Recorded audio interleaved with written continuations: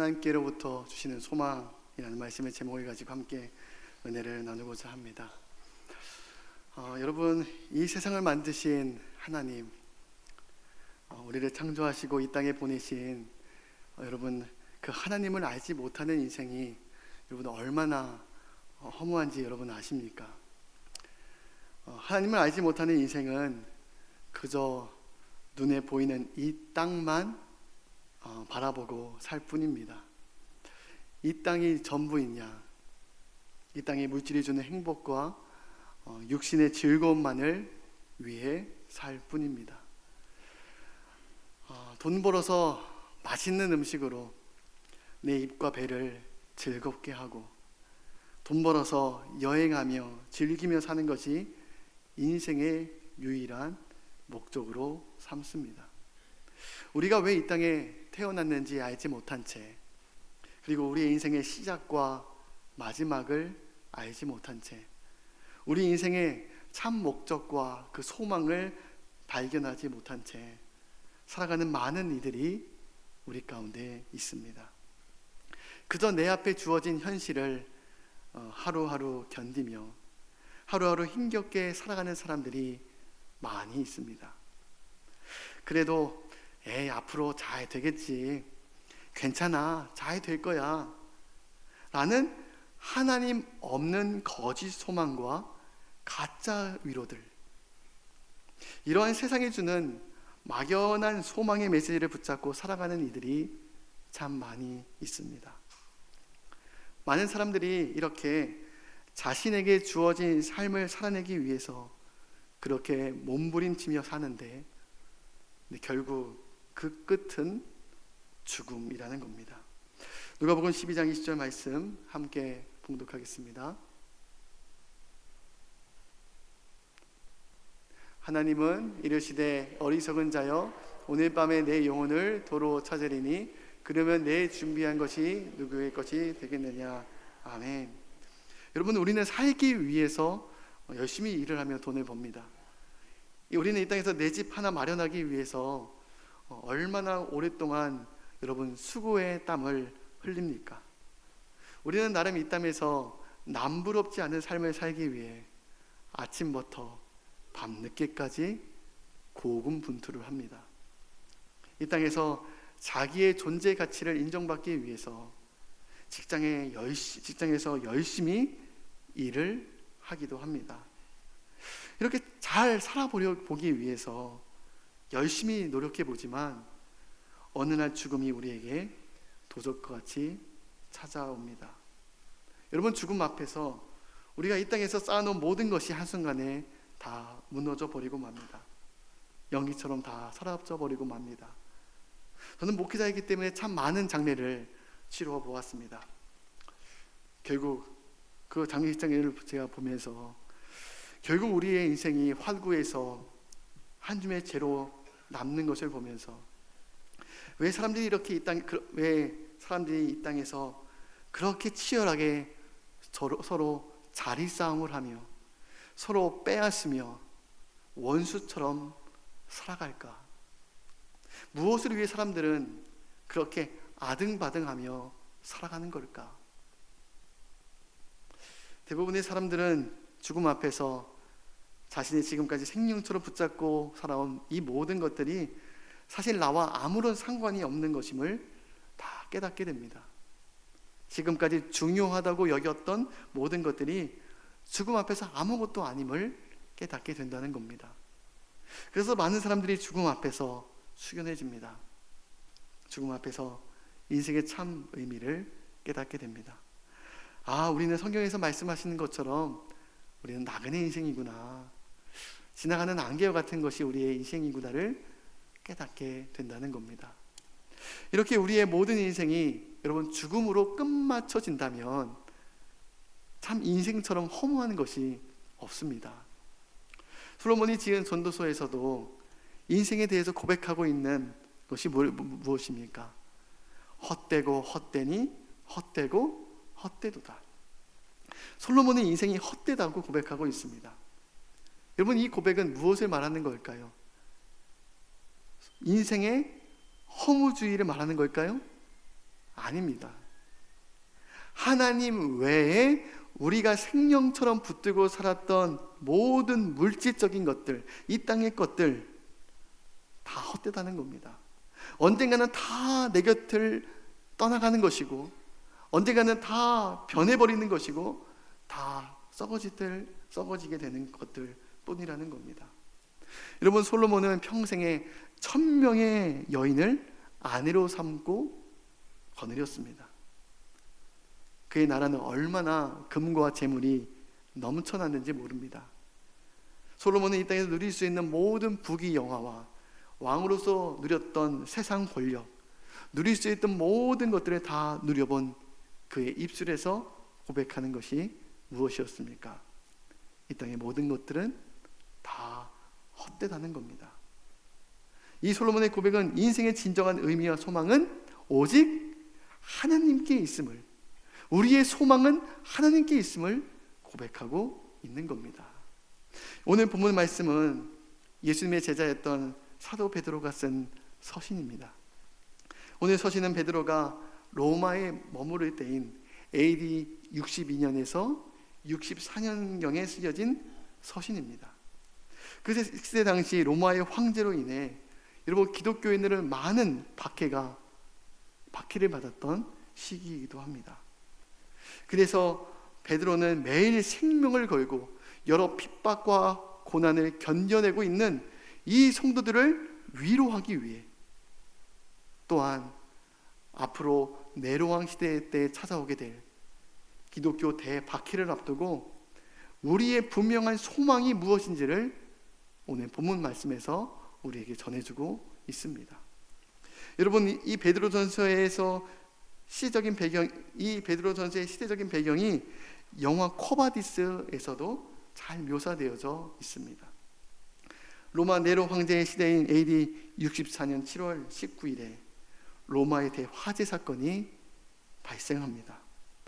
이 대화재 사건으로 로마는 6박 7일 동안 화재가 지속이 됩니다. 귀족의 집이나 신상들은 대부분 돌로 만들어졌지만 대부분의 서민의 집은 화재에 취약한 목재로 된 건축물이었고, 대부분의 집들이 촘촘하게 붙어서 있어서 번지는 불을 막을 수가 없었다고 합니다. 그 당시에 로마의 대화재의 장본인으로 로마 황제가 지목이 되었습니다. 백성들의 급격한 여론의 악화로 네로는 로마의 대화재로 악화되는 그 여론을 어떻게 해서든 돌려야 했습니다. 결국 네로는 기독교인들이 로마에 불을 냈다는 누명을 씌워 기독교인들을 박해하기 시작했습니다. 네로는 끔찍한 방법으로 그리스도인들을 박해하기 시작했습니다. 여러분, 네로 황제는 성도들에게 기름을 바른 옷을 입혀서 여러분 기둥에 묶어 밤에 로마를 밝히는 등불로 썼습니다. 여러분, 이 그림을 보시면 이 그림은 헬리크 지미 라즈키의 네로의 횃불이라는 작품입니다. 여러분, 이 그림을 보면 네로가 그리스도인들을 기름에 젖은 옷을 입혀서 기둥에 매달아 횃불로 쓴 모습이 묘사되어 있습니다. 저기 빨갛게 동그라미로 표시되어 있는 이 모습이 기독교인들이 기름에 젖은 옷을 입혀서 기둥에 매달아 밤에 등불로 쓴 그 상황들을 묘사한 것입니다. 다음 사진에 보면은 이게 코바디스의 한 장면인데요. 네로 황제가 잔혹하게 그리스도인들을 밤에 불에 태워서 로마의 가로등 등불로 사용했던 그 모습을 이 영화에 묘사하고 있다는 겁니다. 또한 네로는 짐승의 가죽을 씌운 뒤에 사자와 같은 맹수에 그리스도인들을 잡아먹게 했습니다. 또 예수님과 같이 십자가에 매달아 죽이기까지 했습니다. 여러분, 이러한 끔찍하고 잔혹한 핍박 속에서 여러분 그리스도인들은 어떻게 했습니까?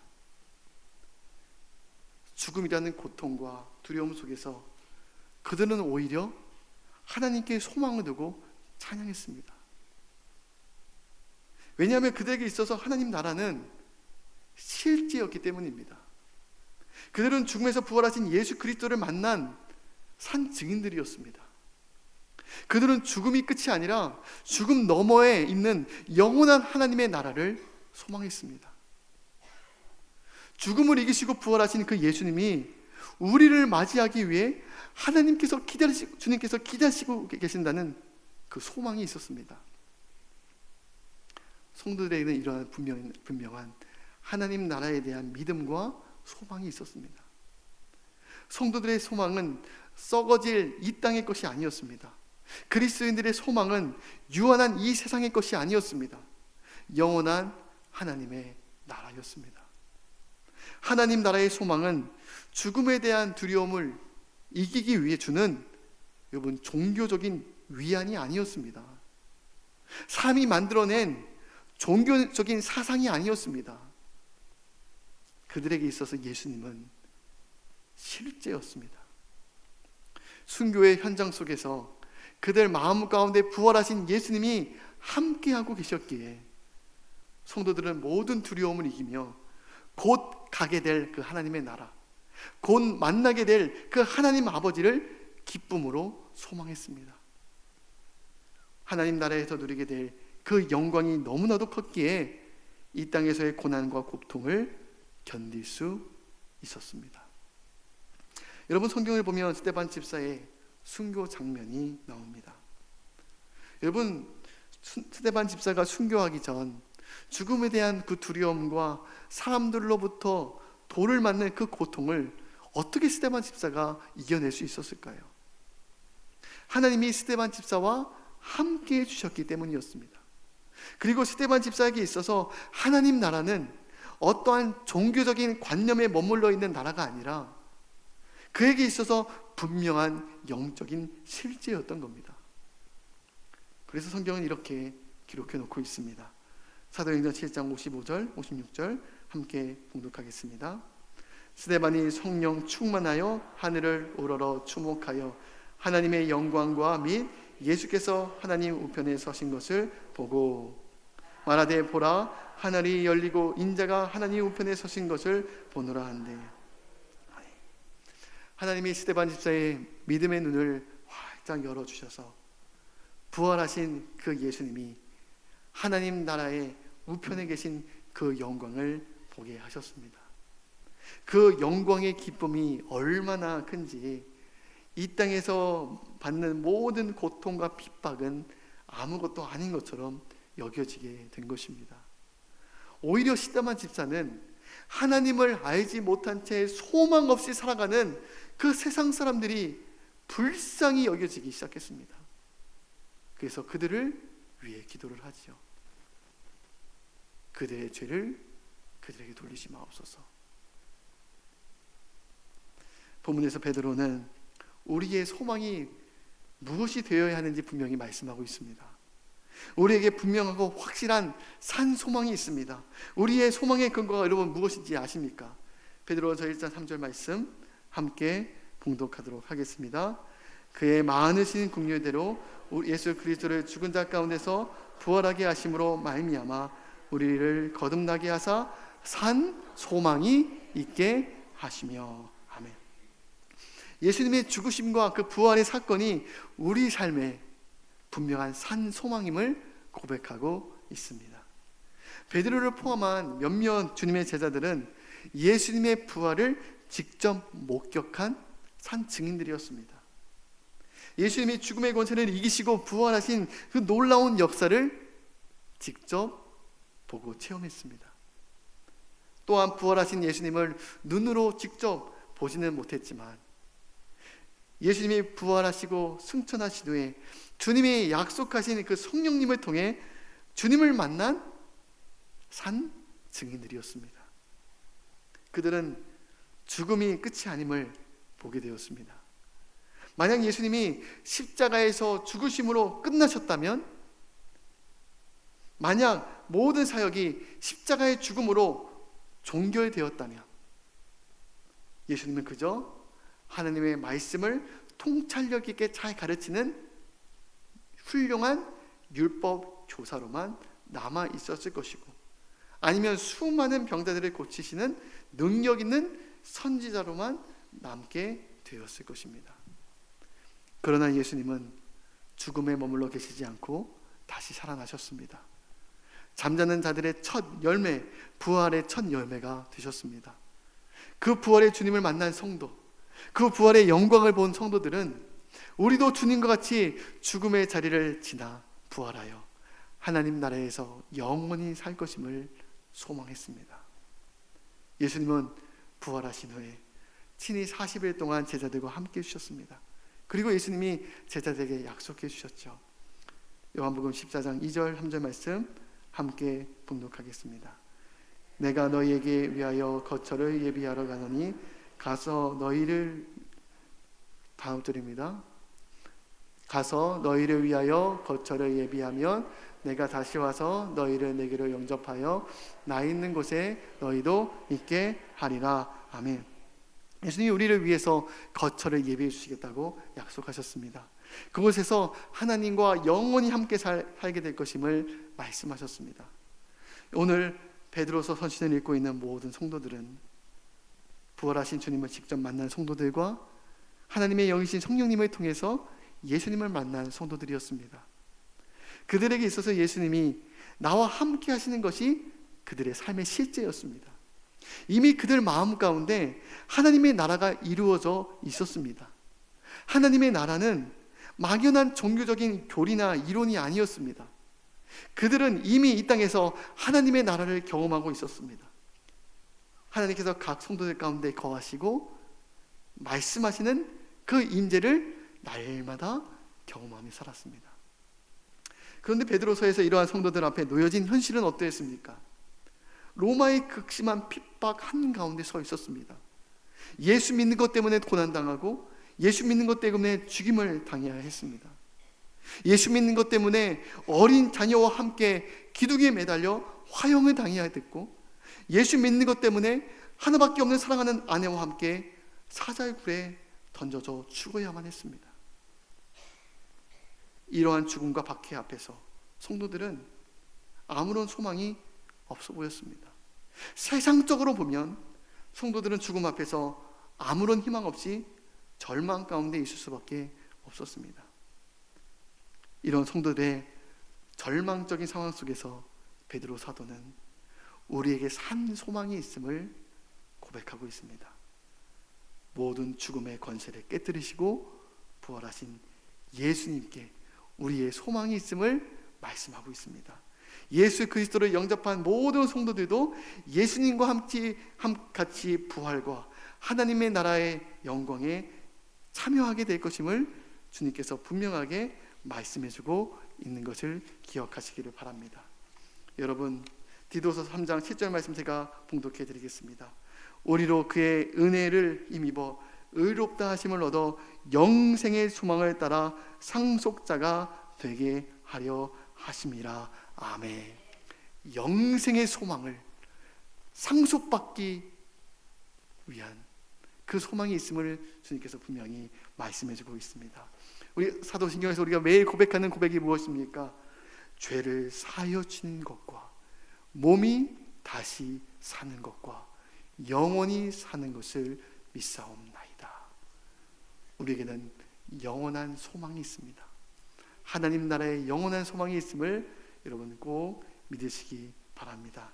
그러나 하나님은 우리 영혼 구원에만 마음을 두시지 않습니다.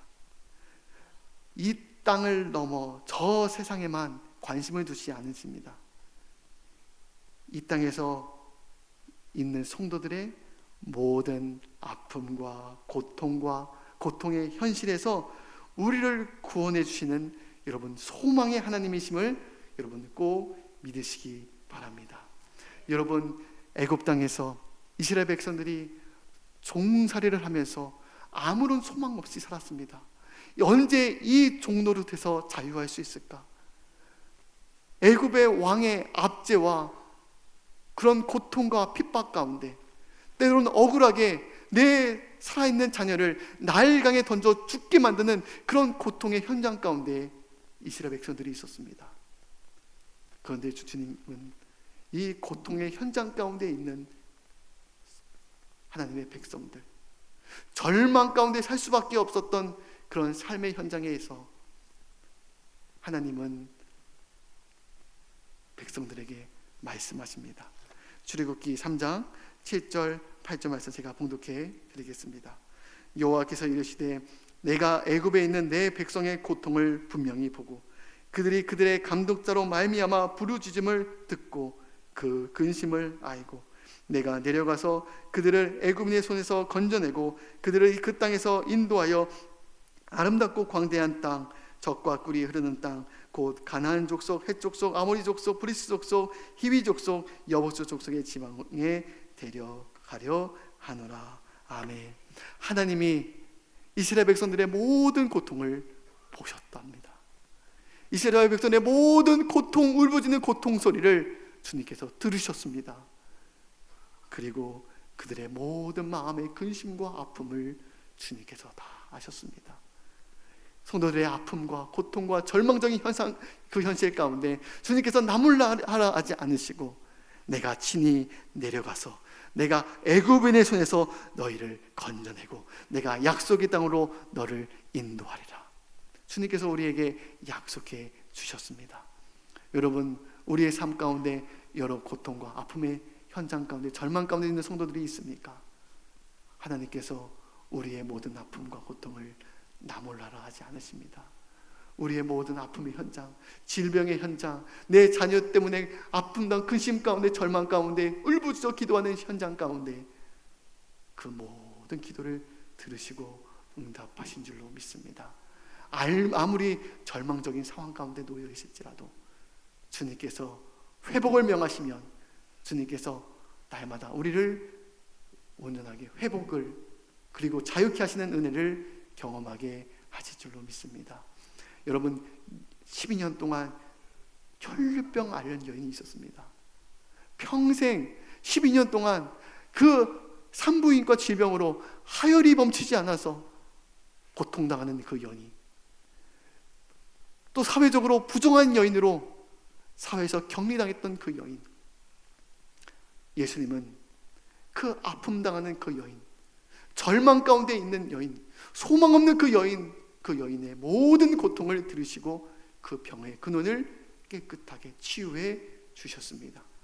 또한 예수님은 귀신에 들려서 물과 불에 자기의 몸을 던지며 자해하고 자살 충동을 일으켜서 그렇게 살아갈 수 없는 절망적인 그런 현실 가운데 놓여있는 자녀들, 내 자녀 때문에 슬퍼하고 고통받고 매일 노심초사하며 살아가고 있는 그 부모의 기도를 주님께서 들으시고 그 귀신을 쫓아주실 때 모든 마음의 어둠, 자기 파괴적인 모든 생각들, 모든 우울한 마음으로 그를 삼켰던 그런 마음들이 한순간에 하나님께서 회복을 명하시니 모든 어둠의 생각에서 자유케 되고 깨끗해지는 놀라운 역사가 일어나게 되었습니다. 여러분 삶 가운데 근심 가운데 기도하는 기도 제목들이 있으십니까? 자녀의 문제로 염려하며 기도하는 분이 계십니까? 질병의 문제로 낙심하며 혹시 절망 가운데 있는 성도들은 없습니까? 예수님이 우리의 소망이 되십니다. 예수님께서 우리의 모든 아픔과 우리의 고통을 아시고 주님께서 우리를 회복을 명하실 줄로 믿습니다. 여러분, 우리의 소망은 의사에게 있는 것이 아니라 우리의 소망은 예수님께 있음을 믿음으로 고백하며 날마다 이 땅에서 하나님께 소망을 두며 살아가는 저와 여러분이 되시기를 주님의 이름으로 축복합니다. 우리 함께 찬양하고 통성으로 기도하겠습니다.